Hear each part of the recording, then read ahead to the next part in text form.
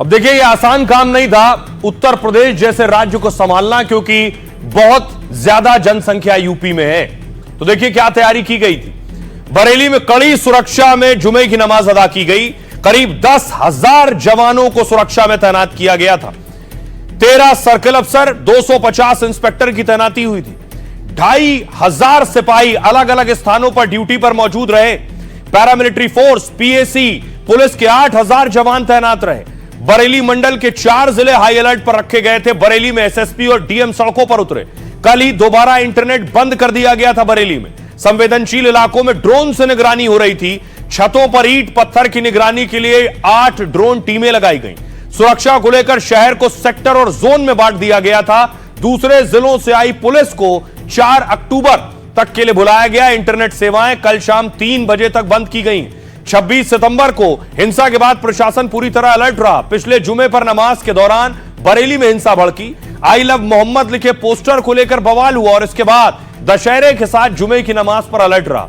संवेदनशील इलाकों को छावनी में तब्दील कर दिया गया था और हिंसा को लेकर तौकीर समेत 86 उपद्रवियों को जेल अब तक भेजा जा चुका है। पुलिस पर जानलेवा हमला, बलवा, सांप्रदायिक माहौल बिगाड़ने का आरोप है। इसके साथ ही पुलिस से हथियारों की लूट को लेकर भी केस दर्ज हुआ है। ये एक्शन हुआ है। सुनिए जरा क्या कुछ कह रहे हैं डीएम और एसपी। पूरे शहरी क्षेत्र को सुपर जोन, जोन, सेक्टर और स्टैटिक इन संवेदनशील बिंदुओं में बांट रखा है और इस सभी जगहों पर जो हमारे मजिस्ट्रेट्स हैं, हमारे जो पुलिस ऑफिसर्स हैं, सबकी तैनाती की गई है। बाहर से भी फोर्स आई हुई है, बाहर से पुलिस अधिकारी, हमारे मजिस्ट्रेट्स बाहर से भी आए हुए हैं और हम लोग इसके साथ साथ जो है मतलब रूफटॉप ड्यूटी भी लगी हुई है और इसके साथ ही जो हमारे ड्रोन कैमरों से निगरानी की जा रही है, कहीं छतों के पत्थर इकट्ठा तो नहीं किए गए हैं।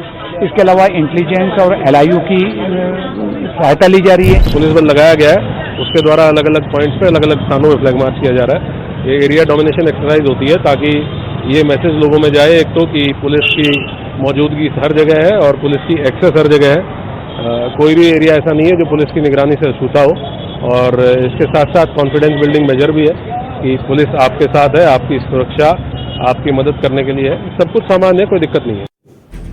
तो हर जिले में यूपी के 75 जिले हाई अलर्ट पर थे। आज जुमे पर उत्तर प्रदेश में कड़ी सुरक्षा और निगरानी थी। मुजफ्फरनगर में जुमे की नमाज को लेकर पुलिस ने फ्लैग मार्च किया।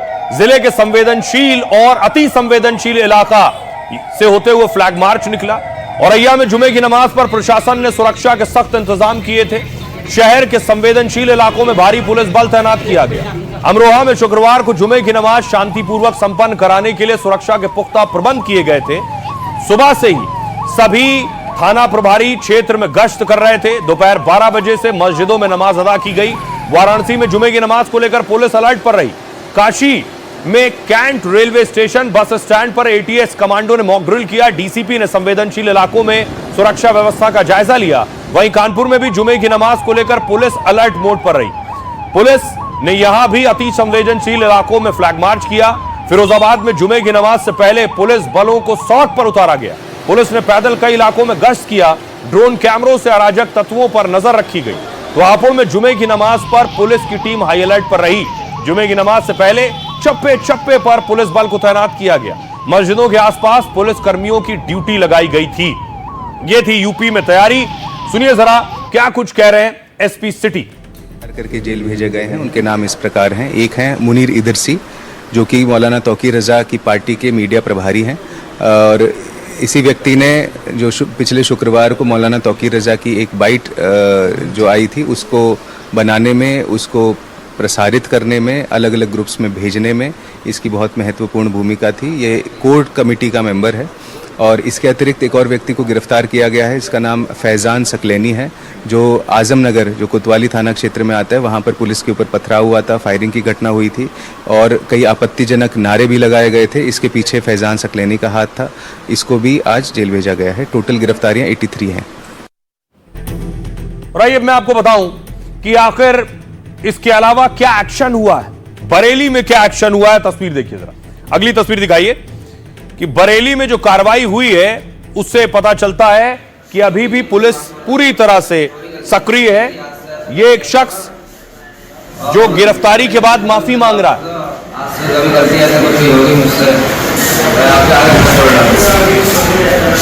मुझे माफ कर दो, मुझसे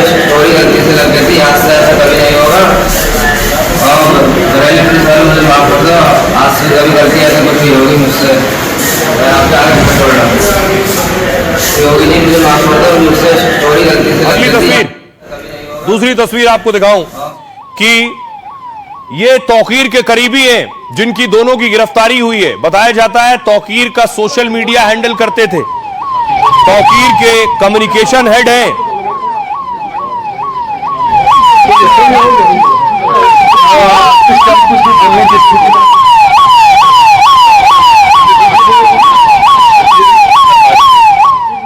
अब देखिए तौकीर जिस बिल्डिंग में रुका उस बिल्डिंग पर एक्शन होने जा रहा है। तौकीर यहीं रह रहे थे अपने करीबी के पास, इस पे बुलडोजर चलेगा और सील होगी। मौलाना तौकीर के करीबी के घर बुलडोजर चल सकता है। हिंसा वाले दिन मौलाना तौकीर फरहद के इसी घर में मौजूद था। मकान को सील करने के बाद इस पर बुलडोजर चल सकता है। तौकीर के करीबी फरहद का 3 मंजिला मकान अवैध बताया जा रहा है। 120 वर्ग मीटर प्लॉट पर बिना अनुमति निर्माण का आरोप है। सीलिंग कार्रवाई के दौरान ड्रोन से पूरे क्षेत्र की निगरानी हुई। यह कार्रवाई अवैध निर्माण के खिलाफ की जा रही। फरहद के मकान को खाली करने का नोटिस दिया गया था। दशहरे से पहले 100 से अधिक संपत्तियां चिन्हित की गई जहां सीलिंग के बाद बुलडोजर एक्शन की कार्रवाई हो सकती है। इसको लेकर फरहद के परिवार को भी नोटिस भेजा गया था। 3 अक्टूबर से पहले मकान को खाली करने का निर्देश था, लेकिन 2 अक्टूबर तक परिवार ने मकान खाली नहीं किया था। परिवार ने बुलडोजर एक्शन न करने की गुहार लगाई। सुनिए जरा अब इन सारी तस्वीरों पर मुस्लिम धर्मगुरु क्या कह रहे हैं वो सुनिए जरा। और किसी भी धरना प्रदर्शन एजिटेशन का हिस्सा न बने। कोई अगर बुलाता है बहकाता है, चाहे व्यक्ति हो या संगठन हो, उसके बुलावे बहकावे पे न जाएं। अमन शांति बनाए रखें। घूम रहा हूँ, बराबर लोगों को समझा रहा हूँ, मस्जिद के इमामों को भी बता रहा हूँ, अमन शांति है, सुकून है। किसी तरीके से कहीं लॉ एंड ऑर्डर ठीक रहेगा। यह सारे लोगों पर होना चाहिए, पूरे प्रदेश के लोगों पर होना चाहिए। जो भी उपद्रवी किस्म के जो शरारती तत्व हैं उनके ऊपर भी कार्रवाई होनी चाहिए। अकेले एक समुदाय, एक कम्युनिटी के ऊपर अगर आप पूरा लॉ एंड ऑर्डर की अगर ताकत दिखाना चाहेंगे तो क्या सुरक्षित रहेगा लॉ एंड ऑर्डर? उससे ठीक रहेगा? आपको लगता है ऐसा? मुझे नहीं लगता। देखिए मुसलमान ताकत का और नाम का इस्तेमाल सही तरीके पर हो तब वो ठीक होता है। तो यहाँ जिस तरह के हालात पिछले दिनों में बने तो ये एक फितने की शक्ल ले रहा था, समाज में फसाद फैलने को था। तो शांति व्यवस्था कायम करने के लिए प्रशासन की कार्रवाई ये बेहतर है। और हम कहा कि कोई मजहब नहीं होता, लिहाजा अगर किसी समुदाय के मन में ये शक और शुबा पैदा हो कि उनके साथ सरकार मजहब की बुनियाद पर भेदभाव कर रही है, तो ये सरकार की जिम्मेदारी है कि वो इस बात को इंश्योर करे कि वो संविधान पर कितना पालन करती है और संविधान को कितना फॉलो करती है, कि कहीं लॉ एंड ऑर्डर के नाम पर किसी समुदाय का उत्पीड़न या शोषण तो नहीं किया जा रहा। बरेली के बाद आपको लिए चलता हूं संभल, दूसरा सेंसिटिव जोन है। वहां भी इससे पहले बवाल हो चुका है, आपको याद होगा। संभल में देखिए जुमे की नमाज हुई। ये वही मस्जिद है जिस पर कल हथौड़ा चल रहा था। खुद मस्जिद कमेटी के लोग अवैध हिस्से को गिरा रहे थे। वहां भी बाकायदा आज शुक्रवार की नमाज हुई।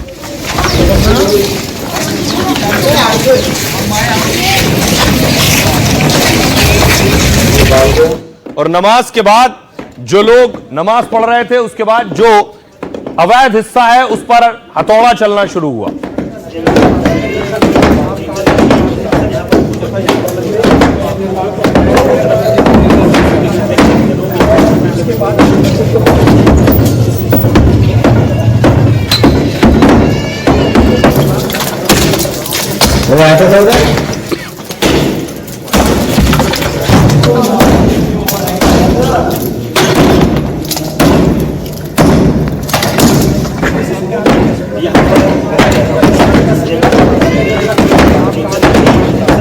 ये जो मस्जिद है, दरअसल दावा यह है कि यह मस्जिद ग्राम समाज की जमीन पर बनी है, इसलिए इसके जो अवैध निर्माण है उसे हटाया जा रहा है। संभल मस्जिद में यह याचिका कोर्ट पहुंच गई है, इलाहाबाद हाईकोर्ट।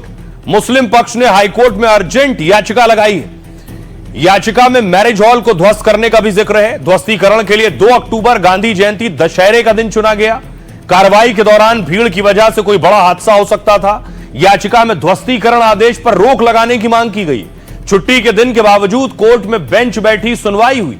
जस्टिस दिनेश पाठक की एकल बेंच ने करीब 1.25 घंटे तक सुनवाई की। कोर्ट ने याचिकाकर्ता को तत्काल कोई अंतरिम राहत नहीं दी। आरोप है कि मैरिज हॉल अवैध रूप से तालाब की जमीन पर बना था। 2 अक्टूबर को 4 बुलडोजरों की मदद से 4 घंटे में जमींदोज किया गया और मस्जिद के कुछ हिस्से के सरकारी जमीन पर बने होने का आरोप है। प्रशासन की तरफ से अवैध निर्माण के लिए नोटिस दिया गया और इसके लिए मस्जिद कमेटी को 4 दिन की मोहलत दी गई है। मोहलत खत्म होने से पहले ही मस्जिद कमेटी ने अवैध हिस्से को तोड़ दिया, खुद हथौड़ा चलाकर मस्जिद की दीवार गिराना शुरू की। कल भी हाईकोर्ट में इस मामले में सुनवाई होनी है। कोर्ट ने मस्जिद पक्ष से जमीन के कागजात दाखिल करने को कहा है। याचिका में राज्य सरकार, डीएम, एसपी को पक्षकार बनाया गया है। आइए आपको सुनवाता हूं, सुनिए जरा। संभल में जो मस्जिद में नमाज पढ़ने आए थे या जो उससे जुड़े लोग हैं वो क्या कह रहे हैं। जमीन के ऊपर एक विवाद है जी, विवाद के ऊपर हमने प्रशासन ने कार्रवाई करी है। कार्रवाई होते हुए 4-10 दिन का समय लिया हमने, उसके अनुसार हमने हाथ से उतारने की वो करी है। प्रशासन मान गया हमारी बात को, हम हाथ से उतार रहे हैं। हाँ, पूरा दिन ही तोड़ रहे हैं, कल भी तोड़ी थी, आज भी तोड़ी। मस्जिद सरकार तोड़वाई है साहब, कोई ग्राम साहब समाज पे बताइए, ग्राम समाज पे सरकार का आर्डर है, तोड़ रहे हैं। सरकार चाहे तोड़वाई, सरकार चाहे न तोड़वाई। कल तोड़ी गई थी जी, तोड़े, अब भी तोड़े, अभी काम चालू है। मामला ये था कि अभी देखो काम शुरू हो गया है और प्रशासन की तरफ से हमें जो 4 दिन का ऑर्डर मिला था, 4 दिन का वक्त मिला था इसको तोड़ने का, तो हमने उसका काम कल भी शुरू कर दिया था और आज भी शुरू हो चुका है काम। अब सवाल यह है कि संभल हो, बरेली हो, यहां हंगामा हुआ। बरेली में आई लव मोहम्मद पर हंगामा हुआ, लेकिन मोहम्मद के नाम पर लोगों को ऐसा भड़काया गया कि लोग अब वीडियो बनाकर भड़काऊ बयान दे रहे हैं। सुनिए जरा। अस्सलाम वालेकुम मेरी कौम के नौजवानों, मेरे भाइयों, मेरे शेरों, आई लव यू मोहम्मद सल्लल्लाहु अलैहि वसल्लम। इसके ऊपर गर्दन काट भी सके और कटवा भी सके हम भाई अपनी। इसके ऊपर गर्दन काट भी सके और कटवा भी सके हम भाई अपनी, ठीक है। और एड्रेस की कोई जरूरत नहीं है। जिला मुजफ्फरनगर, कस्बा बुढ़ाना, रुसाना रोड, सदीपुर पट्टी टावर के पास घाटा चौक। भाई भाई मिलूंगा जिसको आना। अस्सलाम वालेकुम मेरी कौम के नौजवानों, मेरे भाइयों, मेरे शेरों, आई लव यू मोहम्मद सल्लल्लाहु अलैहि वसल्लम। इसके ऊपर गर्दन काट भी सके और कटवा भी सके हम भाई अपनी। इसके ऊपर गर्दन काट भी सके और कटवा भी सके हम भाई अपनी, ठीक है। और एड्रेस की कोई जरूरत नहीं है। जिला मुजफ्फरनगर, कस्बा बुढ़ाना, रुसाना रोड, सदीपुर पट्टी टावर के पास घाटा चौक। भाई भाई मिलूंगा जिसको। अब ये जो बयान आप सुन रहे हैं, इस तरह के बयान देने वाले, वीडियो बनाने वाले लोग जानबूझकर माहौल को खराब करने की कोशिश कर रहे हैं। देखिए सियासतदान क्या कर रहे हैं इस बीच। असदुद्दीन ओवैसी कह रहे हैं आई लव मोहम्मद कहने पर आपत्ति, लेकिन आई लव मोदी से इनको खुशी होती है। हमारी मस्जिदें छीनी जा रही हैं। केशव प्रसाद मौर्य कह रहे हैं जनता चुनाव में हर सवाल का जवाब देगी, केवल अवैध निर्माण पर ही कार्रवाई होती है और समझदार लोग खुद पहले से व्यवस्था कर लेते हैं।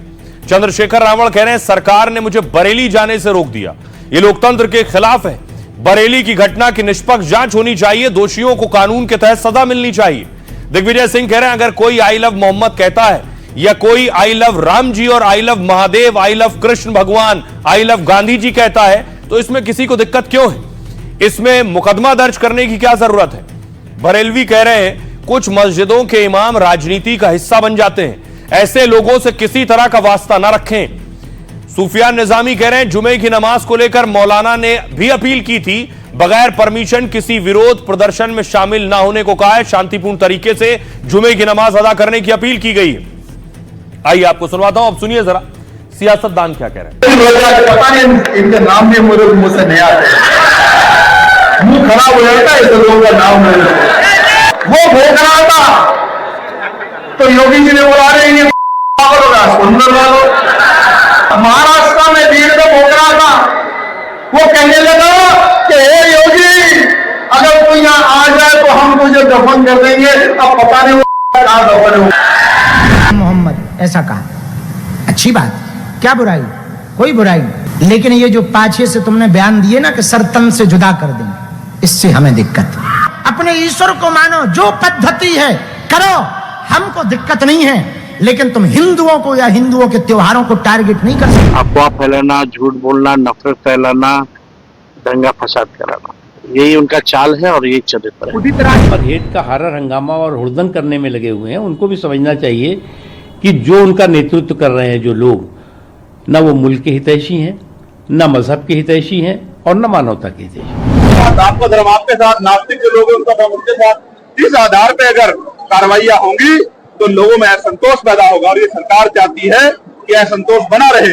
असंतोष रहेगा तो रोटी, कपड़ा, मकान, रोजगार, महंगाई के मुद्दों पे चर्चा नहीं होगी। व्यक्ति को अपने धर्म के अनुसार अपने इष्ट की आराधना पूजा करने की पूरी छूट भारत में है और उसमें कहीं किसी की तरफ से कोई बाधा नहीं है और अराजकता नहीं बर्दाश्त की जाएगी। ये संदेश माननीय मुख्यमंत्री जी ने स्पष्ट तौर पर दे दिया है। ऐसा कदम न उठाया जाए जिससे जो हमारी गंगा जमुनी संस्कृति है उस पर असर पड़े, कुठाराघात हो। अब देखिए जरा योगी ने ऐसा क्या किया कि यूपी का हिट फॉर्मूला बाकी राज्यों में भी लागू हो रहा है। यूपी में कैसे एक भी दंगा नहीं हुआ, कैसे योगी इसे कंट्रोल करते हैं, उसका क्या सूत्र है। अपराधियों के खिलाफ योगी की जीरो टॉलरेंस की नीति है। लगभग हर दिन यूपी में कहीं ना कहीं एनकाउंटर होता है। एक एक दंगाई का हिसाब किया जाता है। सीसीटीवी फुटेज के आधार पर आरोपियों की तलाश होती है। आरोपी की तस्वीर शहर के चौक चौराहे पर लगा दी जाती है। इसके बाद पुलिस ने आरोपियों को गिरफ्तार किया। दंगाइयों के घरों पर बुलडोजर एक्शन हुआ। कहीं पर मामला सामने आता है, योगी खुद एक्शन में आते हैं, बड़े अधिकारियों को फौरन कहते हैं वहां जाइए और सख्त चेतावनी देते हैं। उपद्रवियों के खिलाफ तत्काल प्राथमिकी दर्ज करने के निर्देश देते हैं और हिंसा के मास्टरमाइंड की पहचान कर उसकी संपत्ति सीज होती है। सील होगी संपत्ति या फिर उस पर बुलडोजर चलेगा। बीजेपी अक्सर यूपी के लॉ एंड ऑर्डर की मिसाल देती है और दूसरे राज्यों में भी तेजी से योगी मॉडल अपनाया जा रहा है। अब देखिए जरा उत्तर प्रदेश के लोग भी ये तस्वीरें देख रहे हैं। यूपी के लोग क्या कह रहे हैं, योगी का ये जो कानून व्यवस्था और लॉ एंड ऑर्डर का फॉर्मूला है, ये हिट है या फ्लॉप, सुनिए। सबसे बढ़िया बात है हमारी बहन बेटियां जो निकलती हैं बाहर, पहले डर के निकलती थी, छेड़खानी होती थी, अब वो व्यवस्था बदल गई है क्योंकि पुलिस के, योगी जी का डर है, पुलिस मुस्तैद है, पुलिस का बहुत ज्यादा डर है लोगों के दिमाग में। कानून व्यवस्था अच्छी है, गुंडागर्दी खत्म हो गई है, अच्छी है। पहले बहू बेटियों को निकलने में परेशानी होती थी, अब ऐसा नहीं है। कुछ परसेंट हैं अभी भी, लेकिन बाबा का बुलडोजर जब चलता है तो उसके डर से जरूर आपराधिक ग्राफ में कमी आएगी। कुछ लोग दंगाई होते हैं जिनके अकॉर्डिंग आकर के जो बेचारे निर्दोष होते हैं वो भी बुलडोजर के चक्कर में आ जाते हैं। मैं ये कह रहा हूँ योगी जी जो कर रहे हैं वो सही है, लेकिन हमारे जो उलमाए किराम है ना, वो भी इन्होंने बाकी कंट्रोल करा हुआ है, लोगों को समझाया चाहिए, समझाया है कि हज़रत सल्लल्लाहु अलैहि वसल्लम का जो फरमान था उसके ऊपर अमल करो। खाम हुआ के फिसाद करना कोई अच्छी बात थोड़ी है। ये काम जुम्मे की नमाज भी बहुत शांति से अदा हो गई और कोई पंगा किसी भी प्रकार का नहीं हुआ। साथ ही साथ योगी जी की जो गाय और स्त्री को सुरक्षा देने की परंपरा चली है वो गजब है। अब बहुत बढ़िया है, अब सुकून है, कोई दिक्कत नहीं है।